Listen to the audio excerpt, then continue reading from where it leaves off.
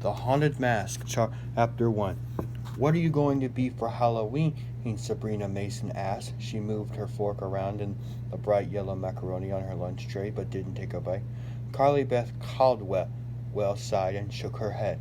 The overhead light on the lunchroom ceiling made her straight brown hair gleam. I don't know, a witch maybe? Sabrina's mouth dropped open. You? A witch? Well, why not?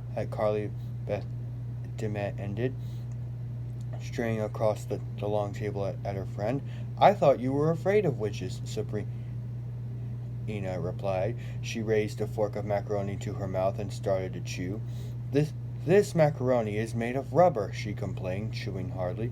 Remind me to start packing a lunch. I am not afraid of witches, Carly Beth insisted, her eyes flashing angrily. You just think I'm a big scaredy cat, don't you? Sabrina giggled. Yes. She flipped her black ponytail behind her shoulders with a quick toss of her head. Hey, don't eat the macaroni, really, Carly Beth. It's gross. She reached across the table to keep Carly Beth from raising her fork. But I'm starving, Carly Beth complained. The lunch grew crowded and noisy. At the next table, a group of fifth grade boys were tossing a half-full milk carton back and forth. Carly Beth saw Chuck Green pull up and a bright red and fruit roll up and shove the whole sticky thing in his mouth. Yuck! She made a disgusting face at him. Then she turned to Sabrina. I'm not a scaredy cat, Sabrina, just because everyone picks on me. And Carly Beth, what about last week? Remember at my house? She ripped open a bag of tortilla chips and offered some across the table to her friend. You mean the ghost thing? Carly Beth replied, frowning. That was really stupid, but you believed it, Sabrina said with a mouthful of chips. You really believed my attic was haunted. You should have seen the look on your face when the ceiling started to creak and we heard the footsteps. That was so mean, Carly Beth complained, rolling her eyes. Then, when you heard footsteps coming down the stairs, your face went all white and you screamed, Sabrina recalled. It was only Chuck and Steve.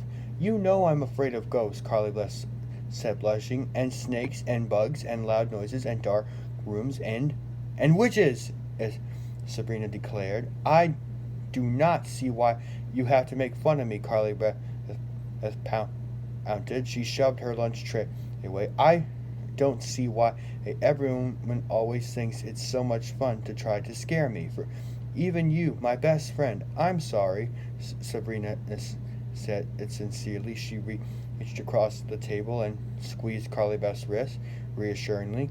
You're just so easy to scare. It's hard to resist. Here, want some chips? She shoved the bag towards Carly Beth. Maybe I'll scare you someday, Carly Beth threatened.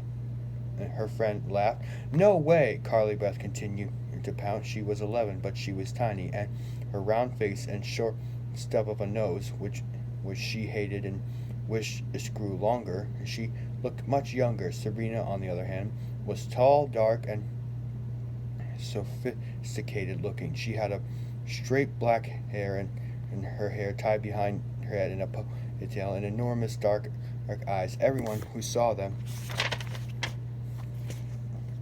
together assumed that Sabrina was 12 or 13, but actually Carly Beth was a month older than her friend. Maybe I won't be a witch, Carly Beth has said thoughtfully, raising her chin on her hands. Maybe I'll be a disgusting monster with hanging eyeballs and green slime dripping down my face. And a loud crash made Carly Beth scream.